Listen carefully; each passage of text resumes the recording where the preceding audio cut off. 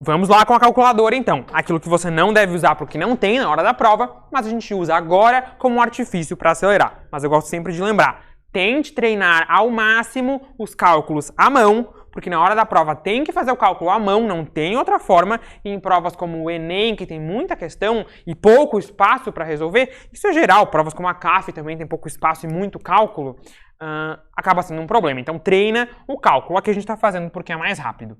Fazendo esse cálculo na calculadora, ou à mão, que é mais recomendado, você vai chegar em algo próximo a 0,408 e algumas casinhas. Agora vamos fazer de outra forma. Se eu estou com preguiça de fazer cálculo, eu quero fazer mais rápido. Vai ficar assim, Ka igual ao 0,100 vezes 0,02 ao quadrado. Só que olha aqui embaixo. Tá vendo que é 1 menos 0,02? Eu tenho R$1, ou eu tenho R$100 e gasto R$2. Eu ainda tenho basicamente aquele 100, foi para 98, não mudou quase nada. R$100 menos 2, ou 1 menos 0,02, é aproximadamente a mesma coisa. Então eu vou fingir que 1 menos 0,02 é 1 menos nada. É o próprio 1. Eu vou fingir que aqui embaixo está o número 1. Claro que vai ficar aproximado agora. Nesse caso, o cálculo é bem mais fácil de fazer. E aí, se você fizer isso aqui, vai dar, claro que está aproximado, 0. Opa, acho que faltou um 0 aqui, galera. Peguei a calculadora e ainda copiei errado o número da calculadora aqui. Coisa horrível. Tem 4 zeros ali.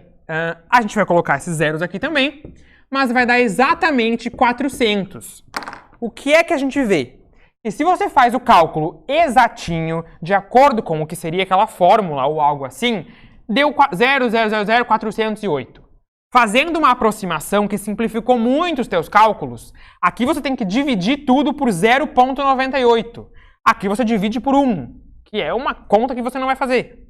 Deu 0,000,400. Deu praticamente a mesma coisa. Isso leva a gente a uma generalização, ou a um caso especial daquela fórmula de antes, que é o quê? A gente pode usar essa relação aqui, ó.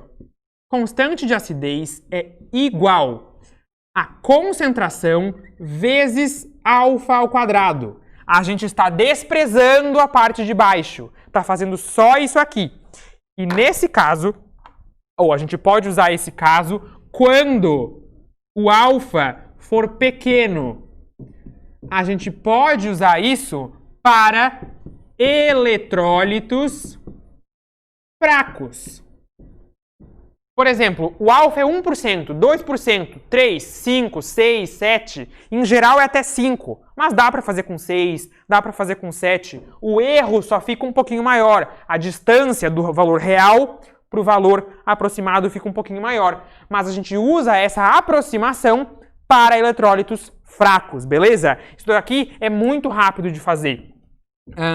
E você pode, repito, fazer pela tabela ou usar essa aproximação. Então nós temos a versão da fórmula com o dividido pelo 1 menos alfa, que é geral, pode usar, e essa daqui para os eletrólitos fracos, beleza? Vamos conferir aqui quanto é que dá. Nós temos aqui aquilo lá, que deu 0,1, 2, 3, 4 zeros e o 0,004. Aí usei a fórmula completa. Ok, fez um pouco mais de conta e chegou no mesmo lugar, ou praticamente no mesmo. Beleza?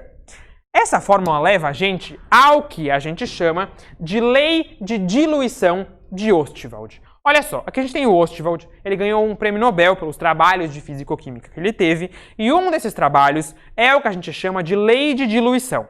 A lei de diluição pode ser pensada com a fórmula. A fórmula que a gente acabou de ver, ela pode ser reorganizada para cá. A gente só joga a concentração para baixo, a concentração do ácido e a raiz quadrada. Você chega a uma relação aqui e você vê o seguinte. A gente pode até pensar nela aqui mesmo, olha só. Se a gente diminuir a concentração, o que acontece com o grau de ionização? Ele tem que aumentar, aumenta o grau de ionização. Diminui a concentração, aumenta o grau de ionização. Porque esse Ka é constante. Esses aqui são inversamente proporcionais. Tipo PV, eles são multiplicados, cresce um, diminui o outro. Essa é a ideia da lei de diluição de Ostwald. Ela diz o quê? Que se eu diminuo a concentração do meu ácido, o grau de ionização aumenta. Se eu torno a solução diluída, o grau de ionização aumenta. Aquele ácido sente maior facilidade para ficar ionizado. Então a gente pode generalizar isso e falar assim: se a gente diminui a concentração do ácido, ou a concentração daquela substância, a gente aumenta o seu grau de ionização, ou a sua ionização. O que a gente pode ver aqui na lousa, mais bonitinho, como quanto menor a concentração, quanto mais diluída a solução, maior é o grau de dissociação, beleza? Essa é a parte teórica da lei de diluição de Ostwald, e aqui é onde as pessoas menos sabem.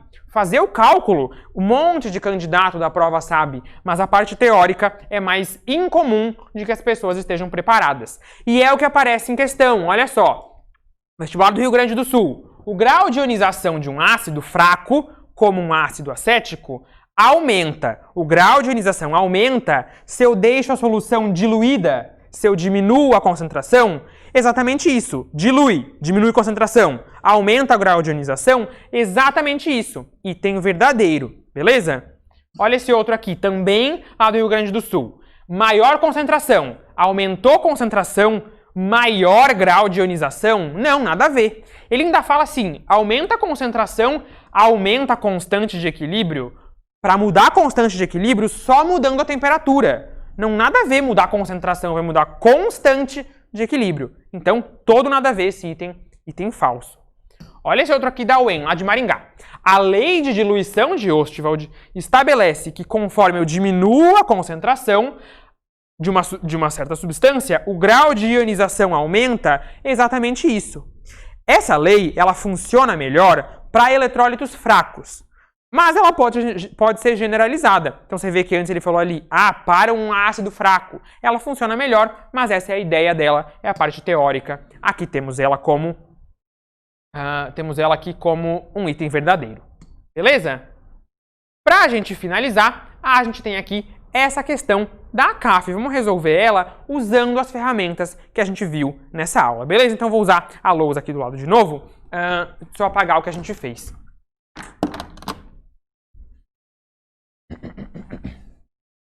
Muito bem. Olha, pode mostrar a tela que eu vou falando sobre o exercício enquanto eu apago. Olha só. A gente tem ali um equilíbrio químico de uma amina. Você vê que a gente tem a metilamina, né? O CH3NH2. A metilamina em água, ela reage com a água e forma um cátion e um ânion. Você sabe lá das aulas de química orgânica o quê? Que as aminas, elas têm caráter básico. E a gente vê isso nesse equilíbrio químico. O caráter básico das aminas provoca a formação de íons hidróxido, do qual a gente vai falar mais na aula 24. Essa questão mostra esse equilíbrio químico e fala assim, o Kb, a constante de basicidade da metilamina, tem aquele valor. Então te deu o Kb, te deu o equilíbrio. E pergunta, qual que é a concentração de OH- da solução de metilamina se a concentração de metilamina for aquela? Então ele te deu o quê? Te deu o Kb, te deu a concentração. Vamos tentar fazer. Você pode começar uma tabelinha, ou você pode seguir com essas expressões que a gente viu com o alfa e com a concentração. É exatamente isso que a gente vai fazer. Olha só. Nós temos constante de basicidade, que é igual a concentração vezes o alfa ao quadrado dividido por 1 menos alfa. Isso seria o caso geral. O que nós temos no enunciado? Nós temos o Kb. Então eu vou substituir pelo valor que ele colocou lá. Ele colocou lá 3,6 vezes 10 na menos 4. O que nós temos mais? Nós temos essa concentração. Ele colocou lá a concentração de 0,1 mol por litro para a base. Então, nós temos 0,1 mol por litro para a base. Nós não temos o alfa. O alfa não está lá. E aí ficaria assim. Se você quiser resolver isso daqui, lembra lá da matemática? Tem um x ao quadrado e um x isolado. Você pode reorganizar isso e resolver uma equação de segundo grau, fórmula de Bhaskara e tudo mais. Você vai chegar no valor exato.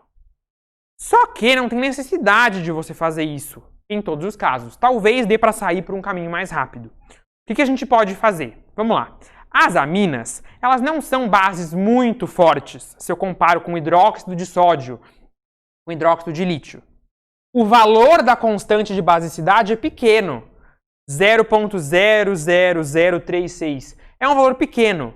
Quanto menor o Ka, mais fraco o ácido. Quanto menor o Kb, mais fraca a base. Essa amina é uma base fraca. Ela é um eletrólito fraco. Sendo ela um eletrólito fraco, o que eu percebi pelo valor pequeno do Kb, eu posso apagar essa parte aqui, vou desprezar essa parte. Porque o alfa dela deve ser pequeno. É uma boa aproximação. E agora não tem mais que fazer resolução de equação de segundo grau. Agora é só uma incógnita. Então você resolve isso tudo aqui, vai passar o 0,1 dividindo, e você vai chegar em 6 vezes 10 na menos 2 é igual ao nosso alfa. Isso daqui é a mesma coisa que 0,06. Esse é o nosso alfa. E aí você pode multiplicar por 100 esse alfa e fazer o que com ele? Nós temos aqui alfa igual a 6%. Então, uma coisa que ele podia perguntar numa somatória ou algo assim, qual que é o alfa com essas informações? 6%. Agora, não é isso que ele perguntou. Ele perguntou pra gente a concentração de OH-. Bom, vamos usar agora o alfa que foi obtido. O que nós tínhamos lá? Ele forneceu pra gente a equação de um equilíbrio químico. Tem lá a metilamina, que reage com a água, aí recebe um metilamônio, ou melhor, recebe um H+, e forma um metilamônio, mais OH-. Nota que... Eita, galera! Deixei água cair na minha caneta. Meu Deus. Tomara que dê tudo certo. Vamos lá. Nós temos aqui essa equação. O que a gente vê pela estequiometria? Aqui nós temos 1 para 1 para 1 para 1. Essa é a nossa relação. A gente vai fazer igual aquele exemplo do início da aula. Digamos que o grau de ionização fosse, olha só, fosse igual a 100%. Se ele fosse igual a 100%, o que é que nós teríamos? Nós teríamos que toda a minha base inicial sofreria o processo de ionização. Toda a minha base inicial é o quê? É aquele 0,1 mol por litro que eu tinha lá. Então, se o grau de ionização for 100%, quanto que vai se ionizar? 0,01 mol por litro do que eu tinha no início. Só que não é 100% o grau de ionização. É 6% esse grau de ionização. Então, quanto da base aqui que vai sofrer o processo de ionização? Eu vou encontrar o quê? Eu vou encontrar aqui, a gente pode fazer isso no cálculo, na calculadora, vai dar o 6 vezes o 0,1, 6 vezes esse 0,1, dividido por 100. Deve dar 6 vezes 10 na menos 3. Exatamente isso. Você vai chegar em 0,006 mol por litro. Ou seja, não é tudo que eu tinha no início que sofre ionização. É só o 0,006. Se 0,006 mol sofre ionização, eu formo quanto? Eu formo 0,06 e 0,006. Muito zero, mas é esse aqui o valor. E aí a gente chega numa concentração final, que é de concentração de OH- vai ser igual à concentração de CH3NH3+, que é esse 0,006 mol por litro. Beleza? A gente pode até fazer uma generalização. Você vê aqui que o que a gente fez foi pegar essa concentração e multiplicar pelo alfa. 0,1 vezes o que a gente encontrou aqui. Que é, vou voltar lá para o outro lado, bem o que a gente encontrou na tabela. Olha só. A gente viu na tabela que o que era obtido era o quê? Czão vezes alfa. A concentração inicial vezes o alfa. É o que eu obtenho do H+, é o que eu obtenho do X-. É a mesma coisa ali. Eu quero saber quanto que eu estou obtendo dos produtos. Então eu posso fazer o Czão vezes o alfa. E aí, se você quiser um atalho, você pode fazer simplesmente que a concentração desses caras, é o Czão vezes alfa. É a concentração desse produto, é a desse, seria de H+ se fosse um ácido e tudo mais. Mas são todas diferentes formas de resolver o mesmo problema. Beleza? Então aqui a gente teria como resposta 0,006, ou esse 6 vezes 10 na menos 3 que aparece aqui. Tudo certo? Eu vou mostrar para vocês aqui no final. Meu Deus, molhei a caneta, tomara que ela funcione ainda. Uhul! A gente tem um para treinar, é a mesma coisa que a gente tinha nas outras aulas, nós temos aqui. Então agora você pode dar um pause nessa tela, tentar resolver esses exercícios que são relacionados ao que a gente viu nessa aula e eu vou mostrar aqui a resposta. Se ficou com dúvida, ou errei o 04, 08, você pode me procurar ou procurar a Angelise nos nossos horários de monitoria. Beleza? Então vamos lá, você tenta resolver e aí confere se chegou nesses itens verdadeiros e nesses itens falsos. É totalmente a aplicação do que a gente viu nessa aula. Tudo bem?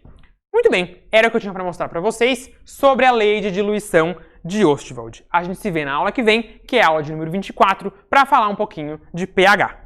Até mais!